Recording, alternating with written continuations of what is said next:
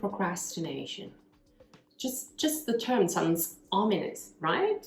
And it's a plague for workers and students and entrepreneurs. If only it's like the one obstacle. If I can only stop procrastinating, then I'll be successful. Is it always so bad though? My name is Simona Fabi. I'm a coach, and I have a sordid past of procrastination. Really, really hard procrastination. So maybe 1.5 years ago, I was into just, a procrastination slump. I had little work and I knew exactly what I had to do to get some more work. And yet I did anything but.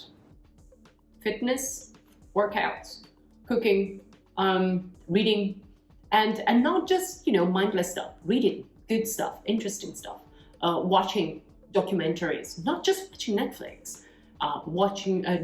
taking courses, hiking, getting up really early to go to the mountains and hike. That is everything of what I would do. And then maybe I hit rock bottom, but I did start to understand. In this video, I want to share what I understood from that, how I get out, and what I do now when I observe myself procrastinating. First of all, we procrastinate on something. If we procrastinate it does not mean that we are lazy. I realized that when I saw myself getting up at 5 a.m.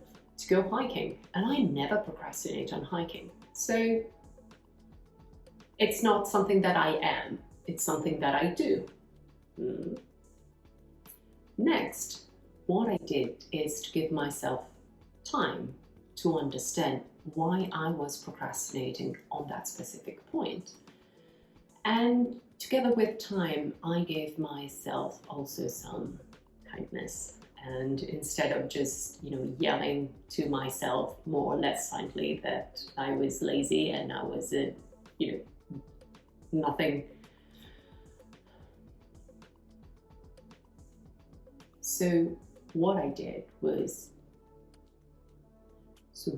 next was to give myself time to understand why I was procrastinating, especially on that thing.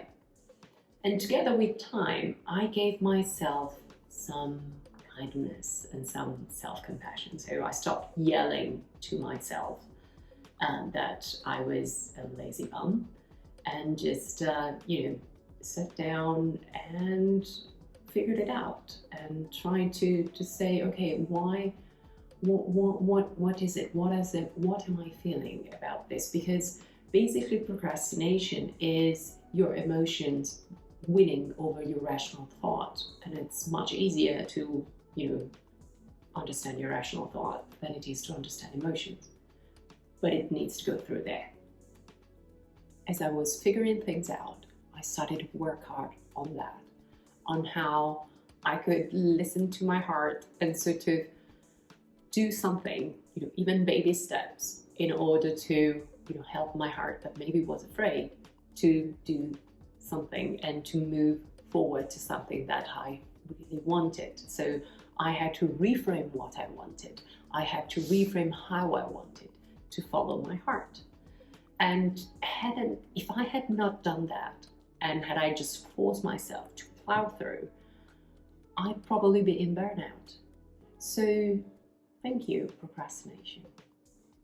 Because I was able to figure out how to work on things in a better way, in a way that was best for me.